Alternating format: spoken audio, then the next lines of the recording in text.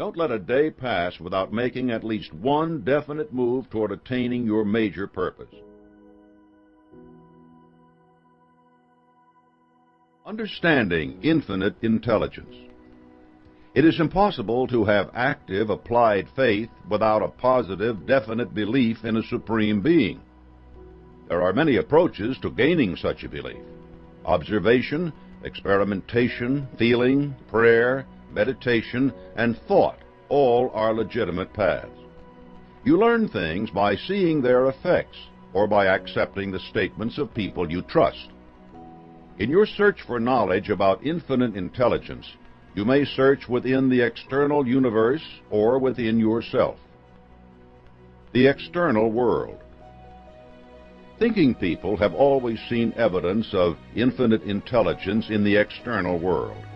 Every process of nature is orderly.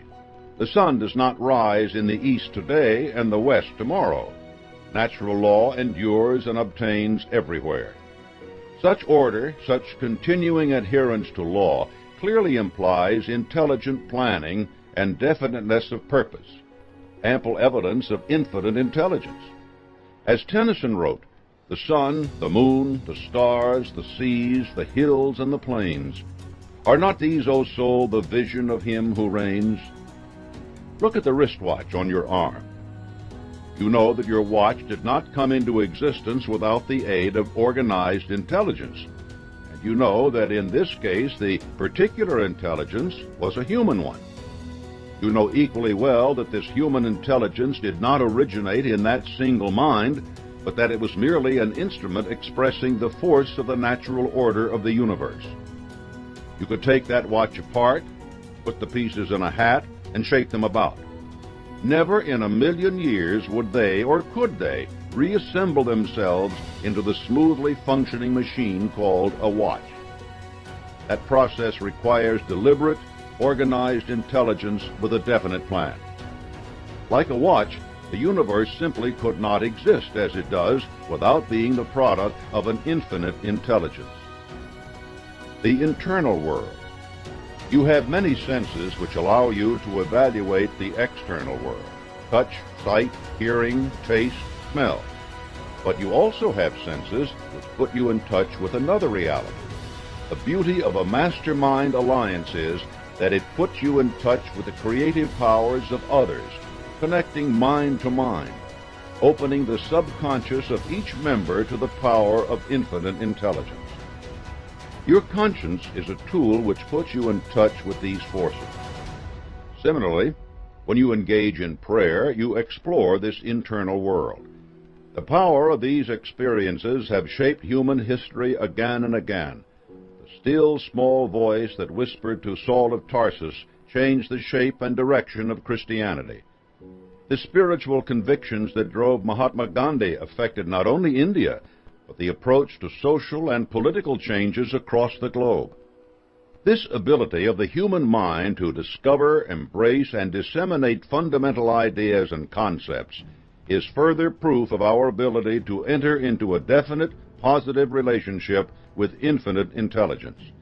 You can enter this relationship and adapt it to your purposes in life. This is accomplished by applied faith.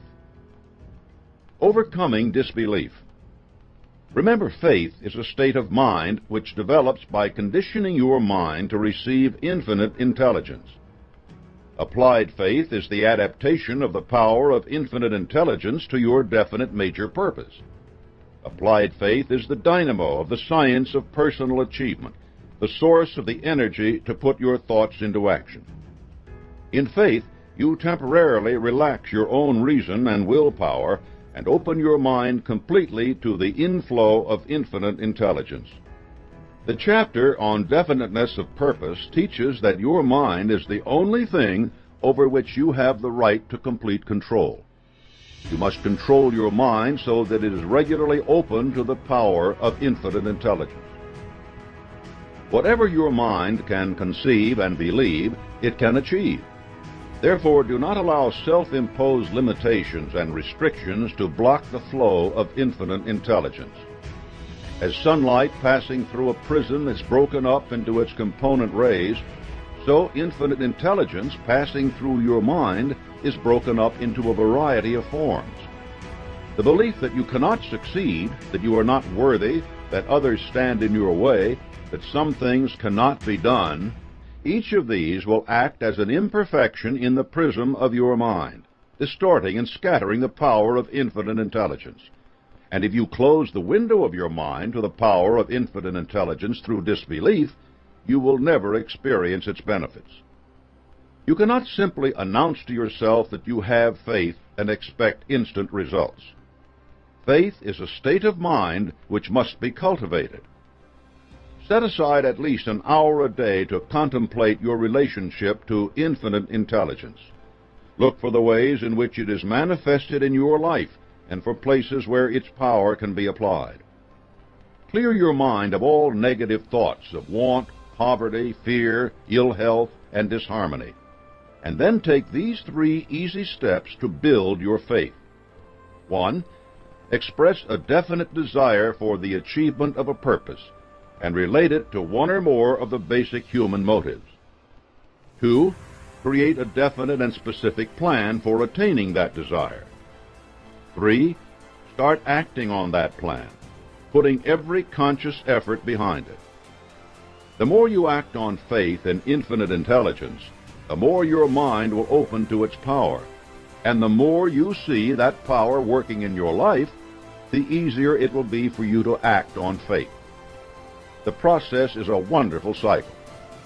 When you face a problem or question, you can put this fledgling faith into action. Your subconscious has already been conditioned by your acting on faith to believe that you will succeed. Relax your reason so that it does not interfere with listening to the ideas, hunches, and intuitions that your subconscious conceives on the basis of this faith in your success. Look among these suggestions from your subconscious for the solution to your problem. You will recognize this solution by the soundness of the plan that occurs to you and by the feeling of enthusiasm which accompanies its recognition. As soon as you do recognize the plan, act on it at once. Do not hesitate, argue, challenge, worry, or fret about it. Act on it. If your plan does not work out exactly as you had expected, repeat this procedure. It takes time to build faith, to open your mind to its application. But remember, you cannot expect infinite intelligence to do your work. That's what applied faith means. If the plan you conceive through faith requires the cooperation of other people, you must work to gain it. It will not just happen. If your plan requires capital, it will not appear on your doorstep in a grocery bag. You must seek it out with the best of your abilities. You must put your faith into action. A final word. If you make your prayers an expression of gratitude and thanksgiving for the blessings you already have, instead of requests for things you do not have, you will obtain results much faster. Overcoming fear. An important part of opening your mind to faith is ridding your mind of the fears which limit your belief. There are 7 basic fears. Nearly everyone suffers from at least one. Some of us must conquer them all. Here are the 7 fears, how you can recognize their presence in your life, and how you can banish them. The first fear, poverty. This is the most destructive of the 7 basic fears, and the hardest to master, because it brings so much suffering and misery. Much of the fear of poverty comes from our bitter experiences in dealing with others who have proved untrustworthy and willing to exploit us for their own benefit. If you resent poverty and are determined to be rid of it, analyze yourself fully for signs of this fear. Then fasten your mind on substitutes for the negative habits which this fear inspires. Lack of ambition.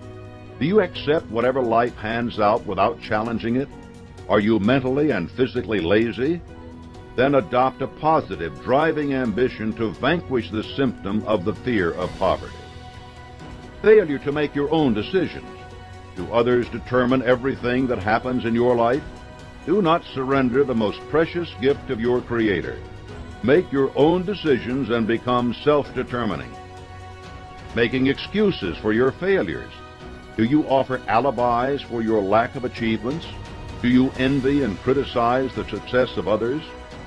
Accept that only you are responsible for what happens to you. A negative mental attitude. This is the greatest limitation the fear of poverty imposes, and it can encompass all the others. Discard pessimism. Expect that things will go your way and act accordingly. Do not put things off, avoid responsibility, or live beyond your means. Instead, work to make your life better, and it will be. Developing definiteness of purpose is the first step toward replacing a negative mental attitude with a positive one. Find out what you want and look for it all the time. Demand much. Set a high goal. Believe that you will attain it with the aid of infinite intelligence, and you will leave the fear of poverty far behind. The second fear, criticism.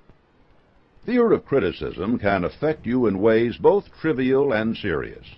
It can lead you to buy the latest fashions, the fanciest cars, the most sophisticated stereo audio systems, because you fear being left behind the times, out of step with what everyone is doing.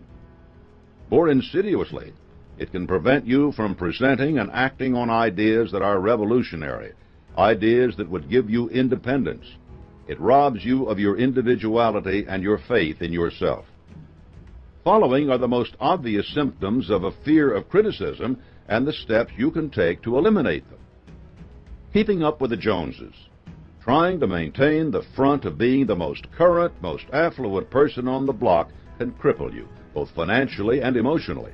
Buy what you need and put your fiscal and mental resources to work elsewhere.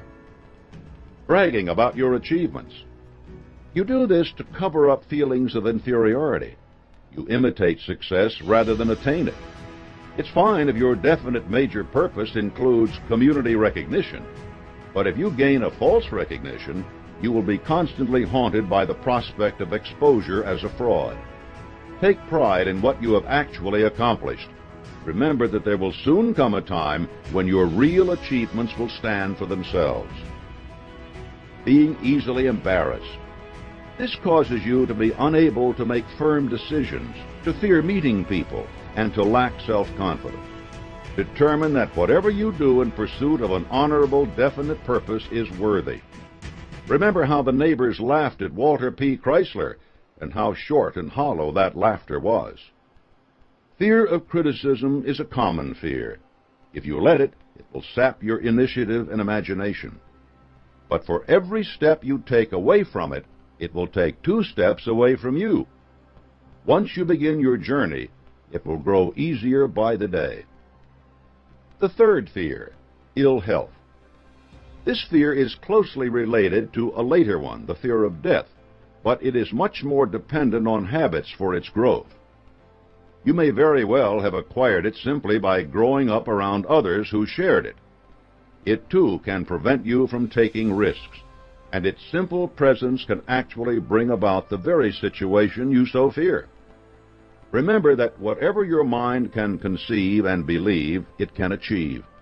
This works just as effectively in creating illness as in maintaining health. Norman Cousins effectively demonstrated the power of laughter in healing the sick, himself included. You want the power of your mind focused on maintaining your health, but certain habits demonstrate your enslavement to the fear of ill health. You must break them. The drugstore habit. Do you run to the pharmacist every time some new cure-all is advertised? Have you consumed mountains of garlic, ginseng, and oat bran? Taking care of yourself is important, but looking to pills diverts your attention from recognizing that your own mental attitude toward your health is the most important factor in your good health. The habit of self-pity. Do the slightest pains and discomforts keep you in bed? Is some condition your excuse for not acting? Dwell on that condition, surrender to it, and you are finished. It is an obstacle to be overcome, and it may take effort to overcome it. But every skill you develop in overcoming your condition will serve you throughout your plan for achieving success. The habit of substance abuse. It may be drink, it may be drugs, but it's there only to cover up your fear of some mental or physical pain. You must seek out the source of that pain and address it. This process will take time, but every step of progress you make on that path will not only bring progress in overcoming your other fears, but also free your time, money, and energy for achieving success. Overcoming your fear of ill health can bring you wonderfully concrete results in so many ways. You, your family, your friends, and your ambitions will all be better off.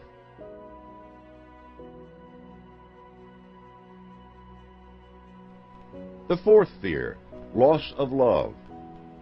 I knew a man once who lost everything he had, money, social position, the love of his family, when it was discovered that for years he had been cheating his business partners and evading taxes.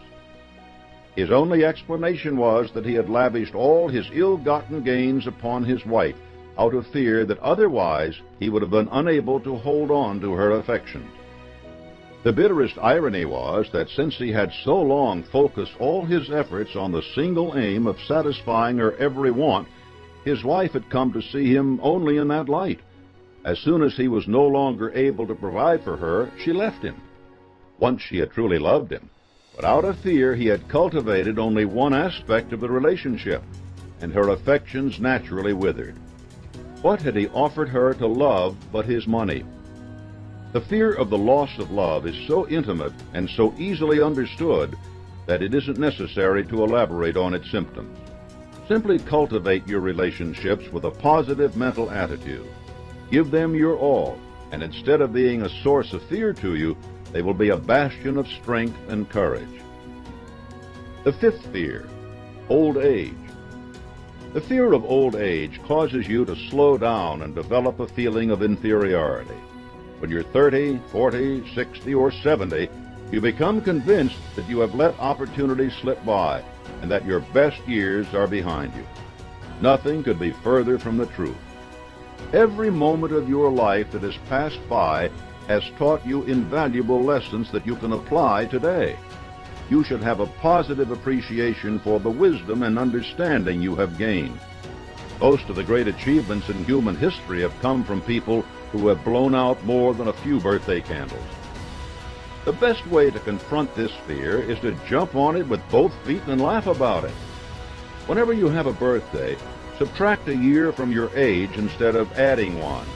Don't make the mistake of trying to act like a teenager, adopting the dress and speech you see on TV. That will only make you feel and look foolish. And don't ever say to yourself, if only I were younger, I would do something that you know you must. There was a time when every morning as I arose, I saw Father Time sneaking up alongside me. At first I was terrified. But one day I looked him in the eye and shouted, "Get out of here, old man, and stay out. I don't need you. Get out." Try this yourself whenever the idea occurs to you that you are too old to do something, and you will find that this response is quickly retrieved from your subconscious, ready to defend you whenever the fear of old age threatens. The sixth fear, loss of liberty. No matter where you live in any country, the fear of the loss of freedom is present. For those suffering in police states rather than enjoying the liberty that Americans possess, the fear is great. But many other forces can work to limit your freedom. The political ambitions of your neighbors, the demands of your daily life. And this fear can paralyze you and distract you from your definite major purpose. The only way to fight this fear is to take an active role in defending the institutions that preserve your liberty. The rights we enjoy in this country were won through bitter years of struggle. They can be maintained only by constant vigilance. You must be aware of the struggles that are taking place. You must take an active role in them. And you must also be sure that you are doing nothing that encroaches upon the liberties of others. If you become a tyrant in the pursuit of your definite major purpose, seeking to dominate your family, your mastermind alliance, and your employees, you will be rolling back the cause of freedom just as certainly as does any revolutionary extremist. You cannot be free of this fear yourself, if you are not in harmony with the very forces of liberty which make your own success possible. The seventh fear, death. This fear is the grandfather of all the others. It is very difficult to whip because it is so universal in our society, and because it is constantly reinforced on a daily basis. There is no escape from death, and no matter what faiths we have, death is an unknown, for we have never experienced it. Complete, absolute answers about its nature are impossible, and it is human nature to fear anything we do not understand. The truth is, fear of death can stop you in your tracks much sooner than the actual event. Overwhelmed by the possibility of the end of your existence, you may feel that action is futile and effort is meaningless. This ignores the fundamental fact that every moment of your life is valuable, that the world rolls on about you, and that your own actions can have a positive effect far beyond your own situation. Even if death comes for you in the next instant, life will not stop for those you love and those you do not even know. You have an obligation to act for the common good. I can tell you how I have succeeded in quieting this fear. I have looked at life and death and the nature of the world. I have recognized that only two conclusions are possible. Death is either one long eternal sleep or an experience on some plane far better than we have here on earth. Either way, there is nothing to fear because it is inevitable. Recognizing this allows you to write off the fear of death. You don't discuss it, you don't think about it. You simply realize that at one time or another you will face it, and there will be nothing you can do about it. So you accept this fact, for only a simple-minded person worries about something over which he or she has no control. Replacing fear with hope. The fundamental lesson in dealing with the fear of death is learning to set it aside. This should be your goal with each of the fears, for whatever you fear will follow you around like a puppy. Your mind attracts anything it dwells upon. Most people go through life thinking about the things they don't want to happen, and they probably experience every one of them. Wouldn't it be a better idea, then, to refuse to think about the things you don't want and to feed your mind with pictures of the things you do want? There is nothing more important than learning the art of keeping your mind focused upon the things, conditions, and circumstances you really want. This is the greatest application of applied faith you can make. When your mind has definiteness of purpose, you are in a condition to start having faith. And when you have faith, you can call upon infinite intelligence to apply it. Faith exists only so long as it is used. You cannot develop muscles by not using them. You cannot increase your capital by not investing it. Persistent action backed by definiteness of purpose will pump up your faith. Demonstrating the power of your faith. The key to putting your faith into action is to have a positive mental attitude. Here are steps to build your faith and your PMA. Step 1. Adopt a definite major purpose and begin to attain it. Follow the instructions in the first chapter. Know what you want and get busy creating it. Be sure that the object of your desire is something worthy, something you can obtain. Never sell yourself short, but do not set a task for yourself which is utterly ridiculous. Step 2. Affirm the subject of your desire through prayer, morning and night.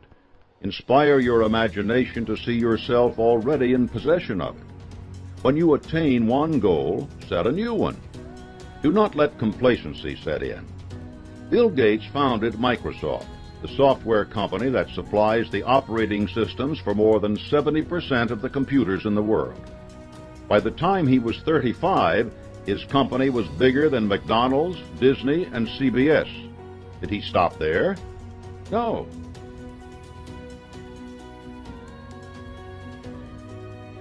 He continued to dream of new roles for himself and his corporation. By the time he was 37, he had embarked on a new path to provide systems to link every machine in an office. Telephone, fax machines, computers, all working together seamlessly. He managed to bind such giants as AT&T and IBM to his vision, enlisting them in a consortium to develop and deliver that magnificent system. You will achieve precisely the success you can envision for yourself. Cultivate that vision every day, in every way you can. Step 3. Associate as many as possible of the 10 basic human motives mentioned on page 18 with your definite major purpose. Give yourself a compelling motive for doing what you want to do. Then renew that motive by bringing it up in your mind as often as possible on a daily basis. If your motives include a fine home, a nice car, and a good wardrobe, visualize those things around you. Go through the motions of driving that car or wandering about that house. Do not hesitate to use your imagination to fuel your burning desire. Step 4. Write out a list of all the advantages of your definite major purpose and call them into your mind as often as you can. This will make you success-conscious by the power of self-suggestion. It will steady your resolve when things do not appear to be going well. If you're caught in an impossible job, you can keep yourself smiling by thinking of what you'll be doing once you're free. Step 5. Associate with people who are in sympathy with you and your major purpose. Get their encouragement. They can be colleagues, friends, or family. One realtor I know occasionally comes home discouraged, but she has an agreement with her husband that covers this circumstance. The instant she lets go a defeatist sigh, he pulls out her certificate from the $1 Million Club and a list of previous sales she's made. Whose name do you see here? Who sold all those houses? Who sold that place down by the lake that had been on the market for 2 years? Who saw what a dream house it could be? Isn't this latest offering just as good? That's all it takes, and she's out the door or on the phone again. And her husband, don't think that he isn't inspired by his wife's determination. His own work isn't better after he's seen what a little encouragement can do. We all need people to give us a boost. We all benefit from doing the same for others. Step 6.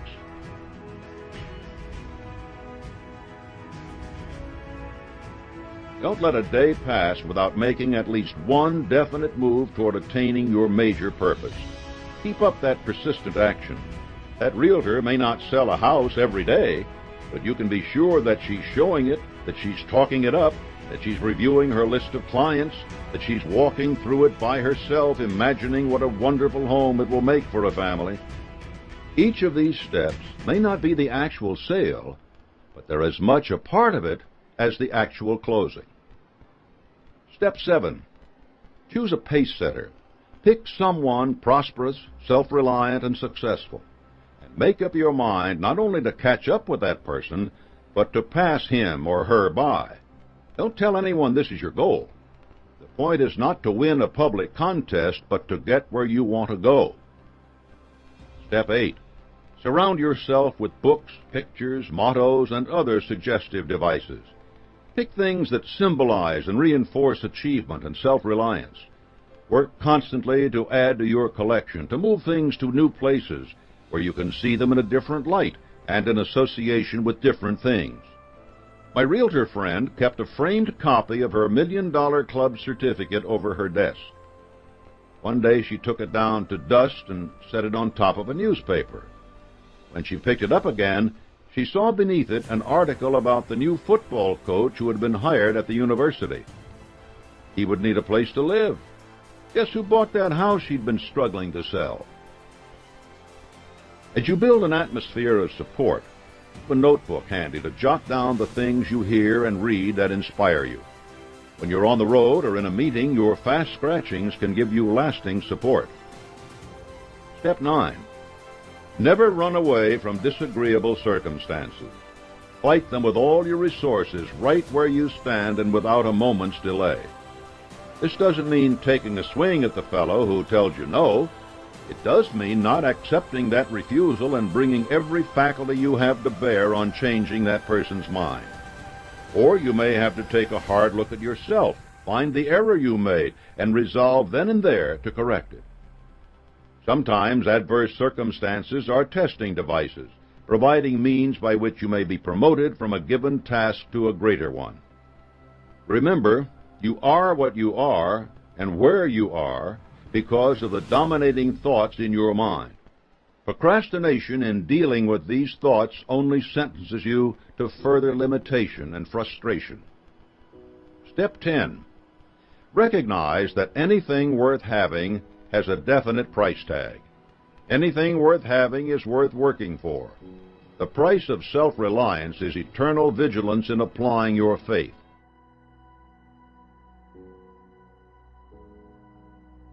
Remember, your best recommendation is the one you give yourself by rendering superior service in the right mental attitude.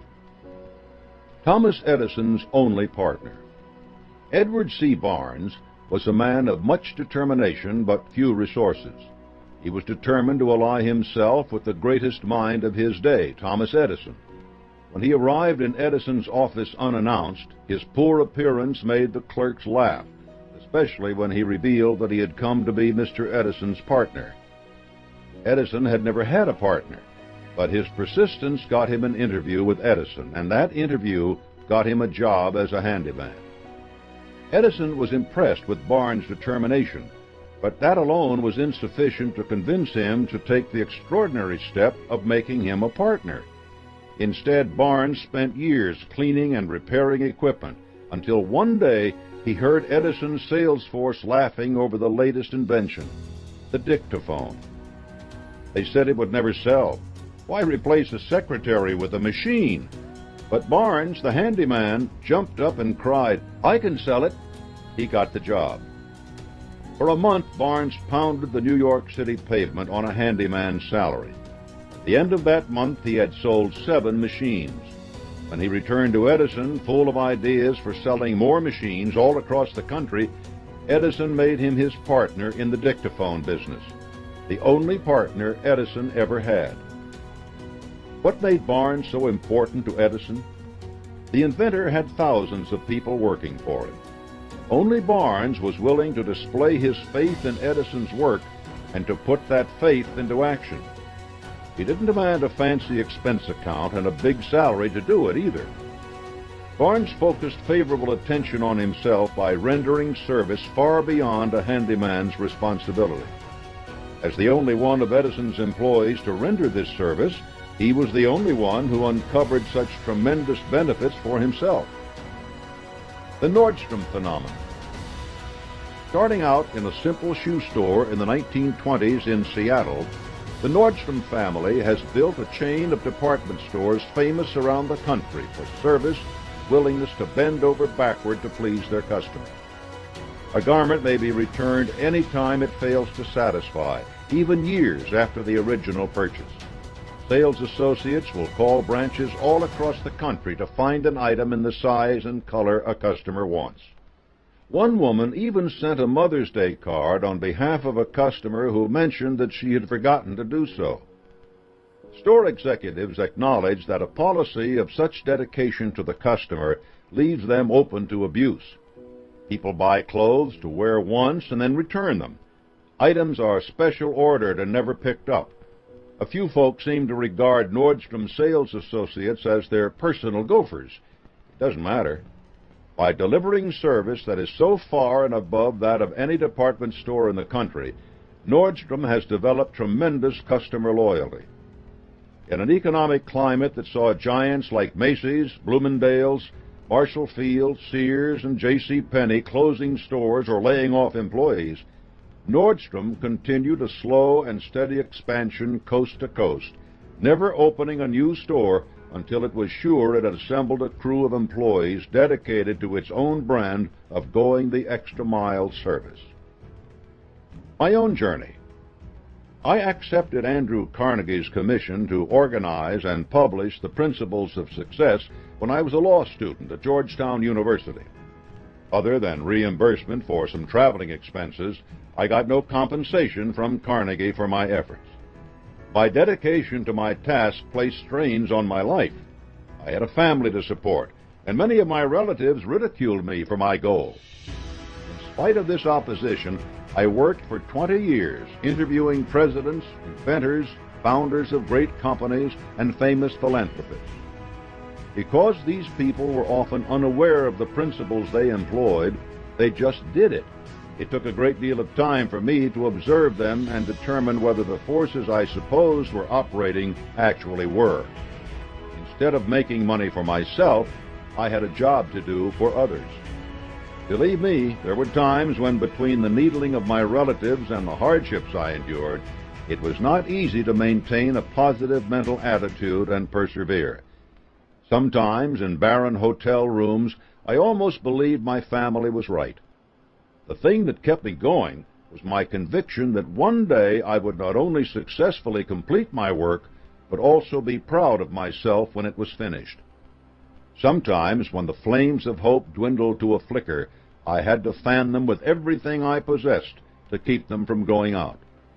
It was my faith in infinite intelligence that tided me over these rough spots and saw me through. Did it pay to go the extra mile for 20 years and endure all those hardships? The answer is obvious. The benefits of doing more than you were paid for. Since going the extra mile can involve hardship, it will help you to be conscious of all the different benefits it will bring. The law of increasing returns. The quantity and quality of the extra service you render will come back to you greatly multiplied. Consider the farmer who plants a crop of wheat. If he harvested only 1 grain of wheat for each grain he planted, he'd be wasting his time. Instead, every successful grain produces a stalk and a sheaf containing many more grains. Of course, a few don't sprout, but whatever problems a farmer may face, getting back many times more wheat grains than he or she planted isn't one of them. And so it is with everything you do in the service you render.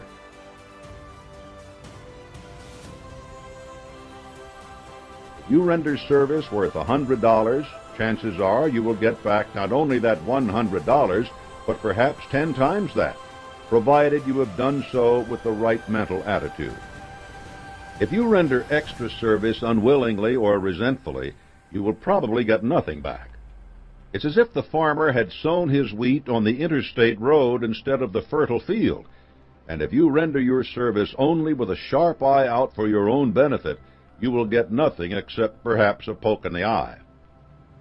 One rainy afternoon, an elderly lady walked into a Philadelphia department store. Most of the clerks ignored her, but one solicitous young man asked if he could help her. When she replied that she was just waiting for the rain to end, he didn't try to sell her something she didn't want, and he didn't turn his back. Instead, he brought her a chair. When the rain let up, the lady thanked the young man and asked for his card. A few months passed, and the owner of the store received a letter asking that this young man be sent to Scotland to take orders for furnishing an entire castle. The letter writer was the elderly lady for whom the clerk had provided a chair.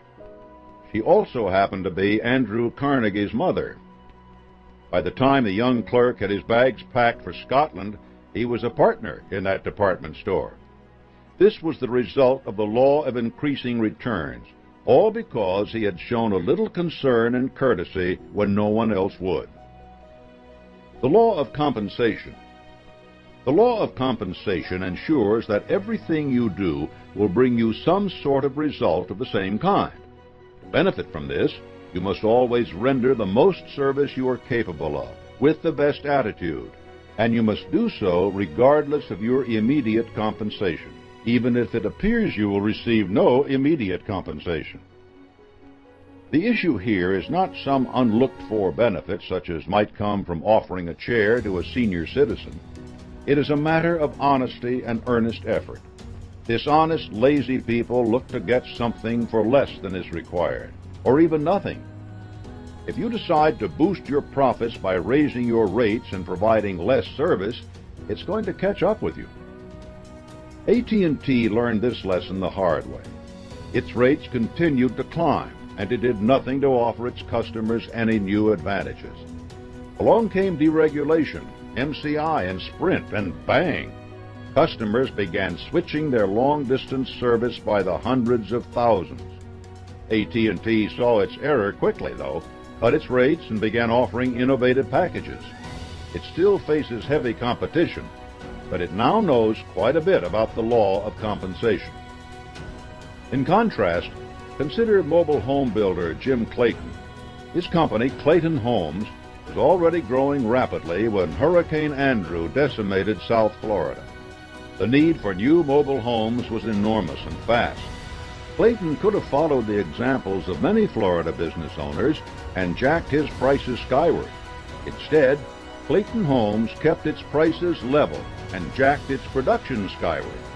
The law of compensation meant that the company still made a reasonable profit on its services.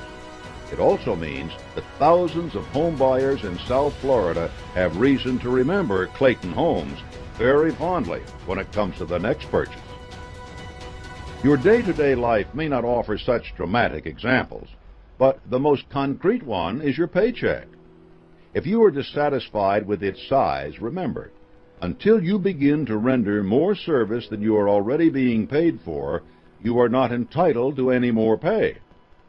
If you are convinced that you are already doing more work than you are being paid for, ask yourself why the law of compensation doesn't seem to be working. The sad fact is that most people have no definite purpose greater than getting that paycheck.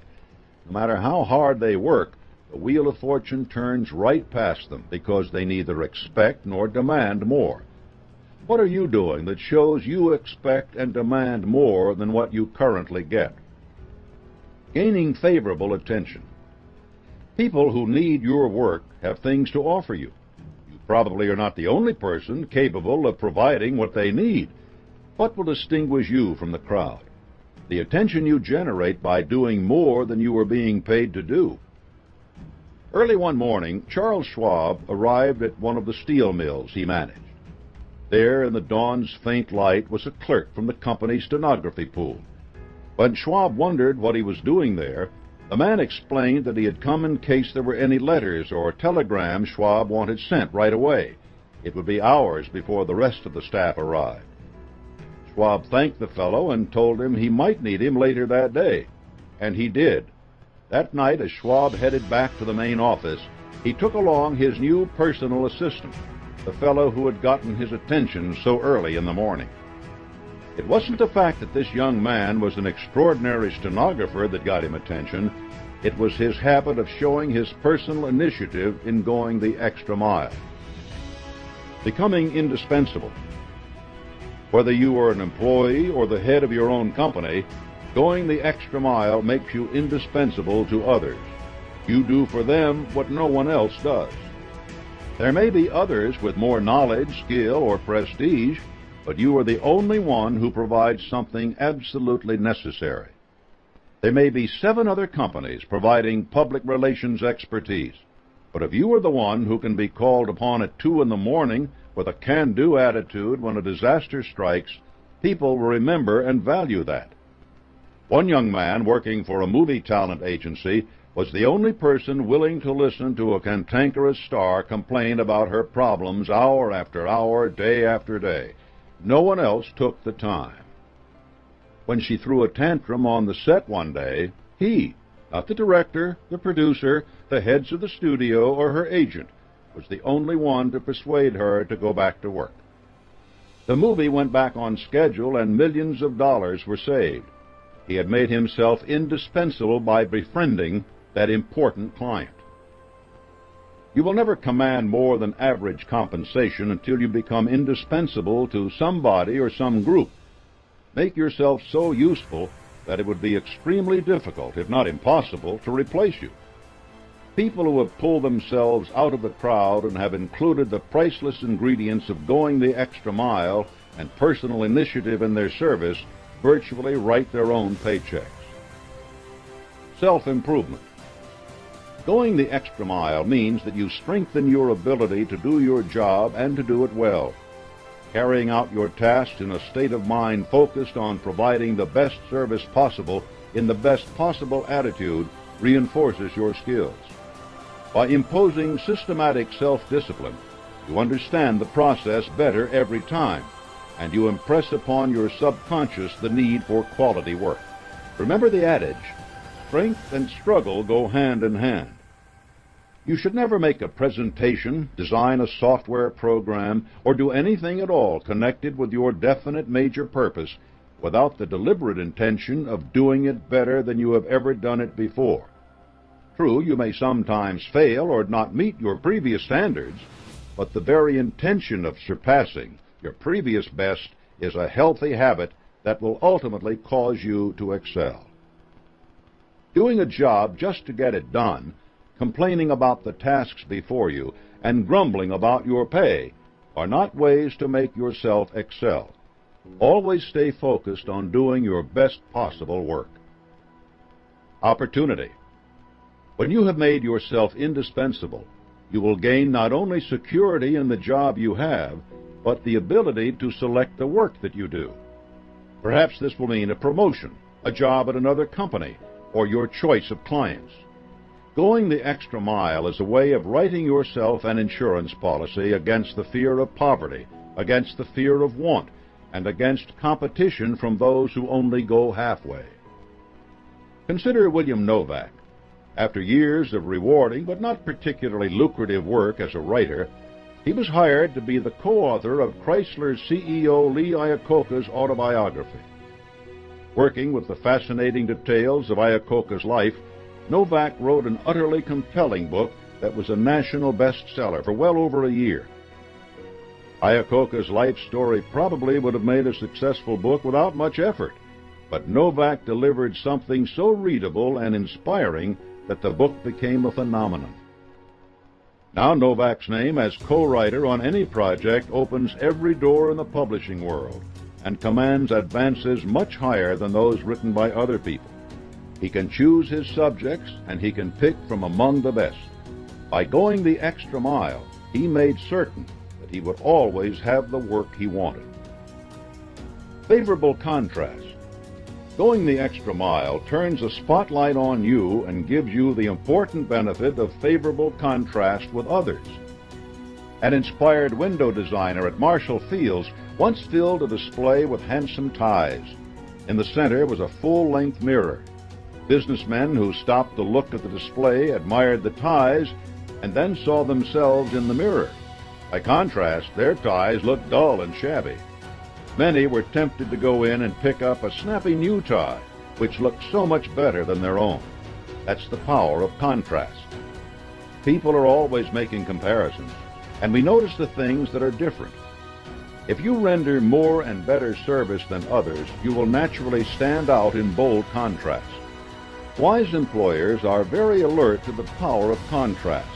They reward the employees it highlights.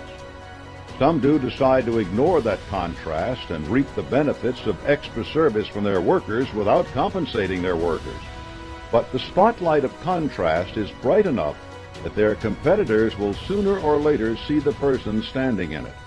There are so few people who step into the spotlight that if it shines on you, others will notice soon. Pleasing attitude. When you do more than you are immediately paid to do in a willing and cheerful manner, you develop a positive, pleasing attitude, the cornerstone of an attractive personality. When you have an attractive personality, you can get almost anyone to behave toward you exactly as you wish. That's something worthwhile, isn't it? Treat other people precisely as you wish them to treat you. Apply the golden rule. If they don't respond at once, keep at it, again and again and again. If it never works, then you need to decide whether you want to keep working with these people. It may be the time to fire your employer. Personal initiative. Personal initiative means doing what needs to be done without being told. It is the most outstanding trait of the American personality. Yet, sadly, it is a quality missing in many people. Going the extra mile develops personal initiative because you don't wait for things to happen, but make them happen. When your mind is always focused on doing the best job possible, you are forced to look at every situation thoroughly. No doubt something will have to be done that is out of the ordinary.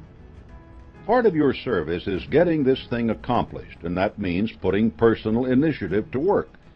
There are people who go through life rendering extra service, yet wind up in the poorhouse. They are honest and dependable, adjectives for traits that give others the chance to cheat and exploit them, and they never do a thing about it because they lack personal initiative. It's one thing to cast your bread upon the waters, It's another to pretend not to notice when it just comes back wet and soggy. You must use personal initiative to see that your efforts are expanded in the right areas. Investigate to make sure that the people you work for are honest and trustworthy. They aren't about to go belly up and be unable to pay you. And if you find yourself deceived, find yourself someone else to work for. Personal initiative is not simply for the benefit of others. Self-confidence. Going the extra mile builds your conviction that you are doing what is good and right. It puts you on better terms with your conscience, and it gives you faith in yourself.